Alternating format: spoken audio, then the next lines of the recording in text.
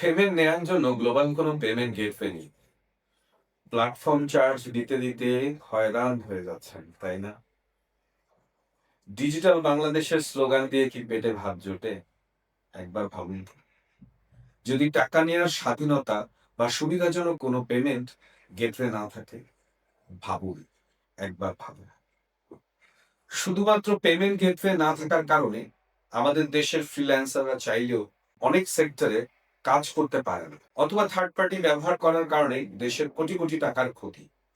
এই ডিজিটাল পরাধীনতার গ্লানি আর কয়দিন বয়ে বেড়াতে হবে আমাদের?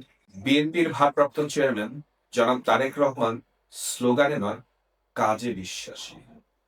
তার ভিশন, বাংলাদেশের তরুণ প্রজন্ম নিজেদের যোগ্যতা দিতে বিশ্বের সাথে পাল্লা দেওয়ার মতো সক্ষম হয়ে উঠুক, যেখানে তারা পাবে গ্লোবাল পেমেন্ট গেটওয়ে স্বাধীনতা।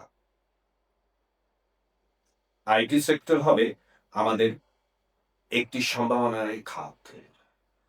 আগামী সমৃদ্ধ বাংলাদেশের স্মার্ট তরুণদের জন্য দরকার স্মার্ট নেতৃত্ব, হ্যাসেললেস লাইফ আর গ্লোবাল কেরিয়ার করতে বিএনপিকে কাজ করার সুযোগ করে দিন।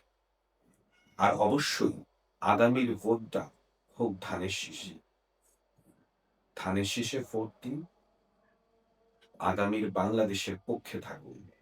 সবাই ভালো থাকবেন, সুস্থ থাকবেন, নিরাপদে থাকবেন। বাংলাদেশ জিন্দাবাদ।